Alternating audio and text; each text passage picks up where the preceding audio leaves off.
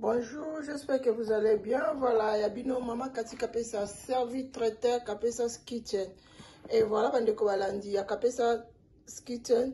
Bon, remarquez le lot tozolamba légumes au bout du côté là wana, tokata ki yango bien. Ndenge tokati bomoni awa eza vraiment congelé. Et outi nakati ya congélateur. Yango tozo salango na nzombo. Voilà, tozo salela. Tout ça recette wana na nzombo. Alors, lokola légumes na biso eza vraiment congelé boye, to kata ki on to sokola ki on déjà bien. Nazo chango le susu mai nazo sokola on pona longa on kati ya glace et voilà, pembeni toza na nzungu na biso, po tozo lambela légumes na biso. Alors, tozo passer dans une étape ya sokola légumes na biso, restez connectés. Après, pour la suite, il y a élément na biso. Oui, Bandeko Balandi, pendant que les légumes na biso, tozo sokola yango, tozo chamay, to longo yango, ba glace wana, ils ont vraiment très bien, ils ont tellement très bien conservé. Tozo sokola yango, tozo sokola yango vraiment malamu. Et par après, pendant que tozo sokola yango boye, tozo na tomate awa, tomate fraîche, tomate oyo, tozo mixer yango na blender. Après, to mixer yango, toza na tomate, toza na matungulu, toza na ndembi. Matungulu eza mo ebele na kati, ndembi eza ka mwa ndembi moko ya muke na tie na se wana. Et puis toza na ail, tozo mixer yango nyonso ensemble. Alors restez connectés pour nous ça légumes moko facile. Ezali simple, facile, pe rapide. Lelo papa na biso azolia légumes oyo na kotia yango nzombo, mais na kolamba yango na tomate. Na sala yango mosaka te na zolamba yango kaka. Ya pep soup kaka na tomate kaka, tomate ambuma ka ekoti, donc moni tomate ambuma, tomate eza fraîche minene, misatu, et puis tozo mixer ensemble. Après restez connectés pour la suite, merci.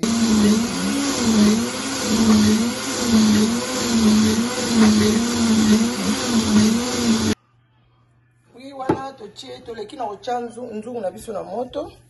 Et voilà, tozo cha huile parce que tozo lamba légumes wana. Tozo lamba oka na tomate fraîche. Et voilà, to leki to che légumes na biso ya moto. Na uti ko mixer matungulu, ndembi, ail, tomate fraîche na mixer yango pour esangana bien comme ça.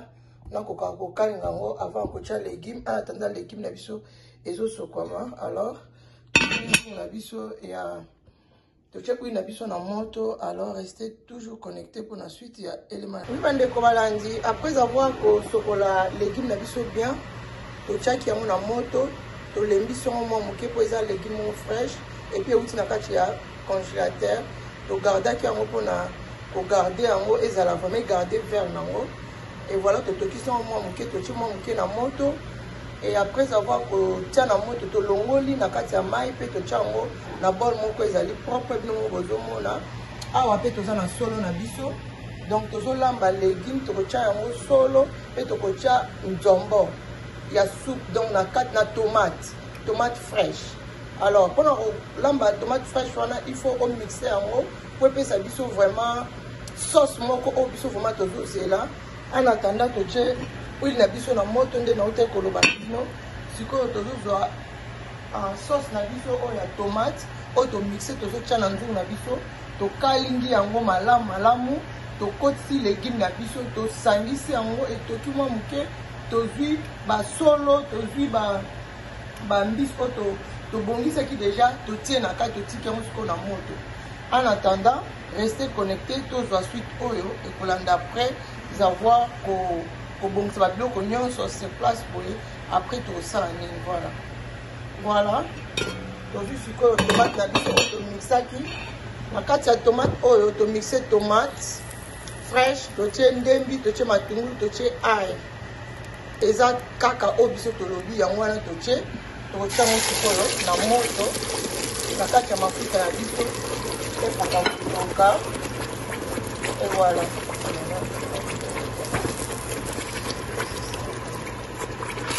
Voilà. Ah, nazo kalinga siko tomate fraîche ko na tiaki. Na uti ko kalinga, na uti ko nika wana nazo kalinga yango. Atia yango na moto siko etoka, elongola mwanga yo wana muke. Après, okoye ba suite soki to sala ni. Voilà, tomate na biso yango to bouger yango parce que to sauter tellement. Voilà. Et voilà, nous avons dit les légumes, ils ont tellement les légumes qui sont fraîches, ils ont un peu ça, et puis c'est belé thé. Et voilà, pendant que nous avons nous avons dit que nous avons solo oh là là, c'est pas grave. Pourquoi il y a c'est pas grave, mais la mixa qui déjà m'a tout c'est pas grave. Tout ce qu'on est ensemble de vous. Après, et belle ensemble. Après, tu vois, quand tu as les légumes, dès la bande de légumes, c'est tellement les légumes fraîches. Et ça, après, ça bloque belé thé. Trop d'épices, et ça dit signification après, par exemple, bateau. Quand tu as un litungu, la pamba, la muscade, pardon. Litungu, la pamba, la ail, olambi, les légumes, kitoko, la pépido, kitoko, endimami. Et ça, il faut ça. Et puis, c'est belé pourquoi pour réaliser recette non et ça bon côté et voilà le tout ça légumes que ça fraîche légumes on est dans le balabino tout ça pour ça légumes tout ça pour ça mbisi ya okakandi na balabino za mon grosso mbiso ezali nzombo nde bomoni bon na biso eza kotonda munene eza nzombo na nzombo rien que nzombo na 4 awa tout ça on a légumes na tomate ya mbuma eza tellement facile eza simple tout ça pour ça là et voilà pendant que Tabiso et ça en mode de toka na so expliquer bino ndeni to ça recette mon qui toka ça vraiment facile maman pas hésiter que on ça là beaucoup ko ça là on peut beaucoup qui peut ko ça là on banda na bino et ça tellement facile ce qui peut causer na l'équipe au to chana et ça au conserver qui na kata congélateur to ko sokola ka légumes na yo bien au sokola ngo bien o chena mai et les sandwich tu moi ko zo ka moi mulungi ya moto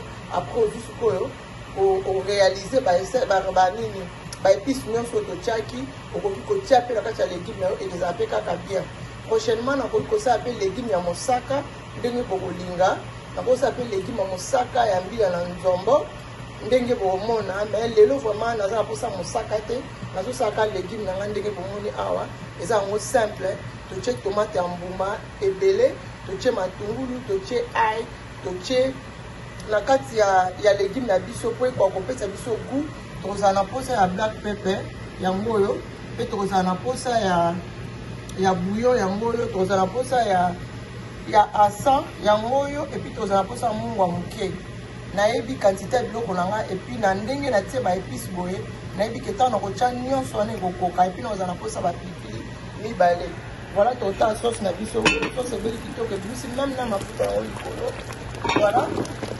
Par là, tu as besoin de nini, tu as besoin de légumes, tu as légumes, et voilà, tu as ce que mbisi, maman mon gros, mbisi, nzombo na nzombo, makatula mba nzombo mabe, supane zikisinga, tu as ce que nzombo na nzombo, yango nyonso, nzombo na légumes. Exact tellement lundi, je vous dis, beaucoup qui que ça a pu balancer tout et pas la vie. Si papa a dit so alia kanae ba vie de fête, coller naïs à la carte. Voilà, légumes là nous sommes. Je vous dis c'est très bon. Et voilà, tout ce que yo, ba épices na biso to chaki wana, to ça na bouillon, to ça na black pepper, to ça na asa, to ça na mungwa, to ça na pilipili. Déjà kuna to mixa qui tomate ambuma, ail et puis ndembi, c'est ça recette na biso au to sali pour le syndicat est en ndenge wana na kati awa to tipe solo. Alors ndenge eza boye ezo toka na solo na kati voilà. To tia mwa mai moke po donc na biso quand même fait bela bien. To ko sikoyo mwa mai moke to tia na kati po na donc na biso ebela po ozo toka wana eza kaka tomate mbuma na légumes. Alors to tia mwa mai moke. Vous avez besoin de la vidéo pour rester connecté pour la suite. Pour nous s'abonner à vous s'abonner à la chaîne Kapesas TV Kapesas Kitchen. Et ça va pour la besoin pour améliorer. Chaque fois, tout le monde a vidéo comment ça tout le monde a recette simple pour ni pe kitoko pe ndimani. Yo pour que ça le cola pour ça même plus que le travail. Voilà, vous vous abonnez, vous partagez la vidéo, restez connectés pour la suite des éléments qui sont ensemble. Voilà, à tout le monde, sauce na biso eza kaka ya tomate fraîche eza tellement elengi so bosali boye bokomela ngai moto donc tout asalaki ebimaki ndeyeni. Voilà, restez connecté totala eludi na biso na suka epesa biso résultat. Voilà, oui, voilà bandeko balandi tozongela sauce na biso totala nano ndenge sauce na biso ezokende bien ou bien eza nde ezokende kitoko. Je vous dis c'est très bon. Tunga eza awa tunga pambo kosisa fufu apambo tie wana obandi oliano kaka na ntunga ezokende tellement kitoko. Oh là là, sauce na biso ezokende vraiment bien. Légumes na biso eza tellement simple elambami vraiment très simple. Est-ce que goût na monoko je vous dis nayebi ke boza ebele ntango bosala boréalize barecette oyo bokomanke kokomela ngai te bokomela ngai na bacommentaire mutu na mutu kaka apesi bino kaka devoir mpona koconfirme ke ya solo recette oyo naosala eza kitoko. bosala yango kaka ndenge nalobi. Oza na légume na yo, oza na mbisi na yo okauka n'importe pas importe mbisi okotia eza problème te. Nga na sepela mingi na nzombo nga pe ya nzombo nde eza vraiment mbisi oyo nalingaka kolia mpona lingaka kolia pe ya musuni ya nzombo na osepela ozomona. Donc otia mungusu okotia ngolo kute monana na biloko te. Na okonseille bino botia ngolo te, otie mungusu to otie nzombo. Alors otia yango na mai, otiki yango na mai elembi otiki yango même pendant journée mobimba. Après okolongola yango na poko omonaka musuni na yo soit ya mbisi na yo elembi kitoko okokisi kotia na recette na mpona bao bazalaka pressé. Eza pe na possibilité eza ke oza na mbisi otie na yo na mai te mais olingi olamba oka na minute wana eza simple olamba yango très bien mpe ezala kitoko. Ozwi mbisi na yo osokola yango bien, osokola longo mpe ya mabele très bien, okati yango kitoko otie na nzungu otie mungwa otokisi yango. Mpona nini yango otie mungwa mpe otokisi yango parce que ekoka kolembisa mbisi eleba kitoko. Parfois naza na retard nasalaka ndenge wana otie mbisi na yo na mai otie na moto etoki kitoko elembi kitoko jusqu'au kobwaka mai wana oyo otokiselaki te. Okozwa mai moke wana parce que osokola mbisi no bien mai wana okosalela yango tia na kati ya biloko na mpo ekoka kopesa biso goût ya mbisi ya bien. Parce que soki ozwi bwaki mai ya mbisi wana mbisi vraiment ntunga mpenza ya mbisi oyokana te. Yango soki obomba mai wana otia yango wana na kote moke après ntango ofongola biloko no obwaki na kati omona olambi biloko na yo elembi kitoko. Nalobi bien mpona baoyo bazalaka presse ana posa kaka lamba kaka mbisi mpona mokolo wana okoki kosala bongo. So oza no presse te okoki toujours kotia mbisi no na mai otiki yango mpeya na mai ntango molai après ntango elemba olongola yango bien osokola yango kitoko. Après okotia yango na frigo okotia na congélateur mpo obomba yango na frais na kati ya frigo mpo ekoka ezala egarde nini nango mpo ekoka kobota bamicrobe te sorry. Et voilà okoki kosala recette no ndenge wana ekondimama. Wana alobi ke bosala recette oyo bohésite te, bosala recette oyo eza tellement kitoko, eza yango compliqué te, eza tellement simple mais goût sikoyo nde likambo. Ozolia légume nde tie sila te, eza kitoko eza elengi. Bohésite te bosala yango exactement nde nasali bozala desi te. Bokomela nga baoyo bamekaki recette yango epesa bango résultat nini plutôt et baoyo mpena bameki yango te bakoki toujours kosala komeka yango ekosala bien. Voilà tozozela fin ya résultat na biso ya légume soki epesa biso résultat nini. Voilà, restez toujours connecté. Oui bandeko balandi ya katika pesa télévision nazongeli bino lisusu mpona tokoka kotala légume na biso tokomi na suka émission na biso totala légume na biso epesi biso résultat nini. Et voilà tofongola nzungu na biso légume na biso ebeli tellement kitoko, c'est très bon. Vous réalisez recette et pas la bino et ça bien. Voilà. Légume na biso ebeli tellement kitoko et puis eza vraiment elengi. Bosala lokola nga bozala desi te bitekuteke mo kitoko taka bino boyebi euti na bilanga ya mer bitekuteke mo kitoko ya sika nzombo ya sika nyonso ya sika. Je vous dis en tout cas eza kitoko. Bolamba mpe lokola ngai boye Ça la biso bien. Vous abonnez belé s'il vous plaît. Vous abonnez belé. Vous partagez la vidéo na biso. Et que ça la biso bien. Vous abonnez. Vous qui na cloche à notification. Pour à chaque fois que tu as les mains na biso. Vous avez parmi les premiers au journaux.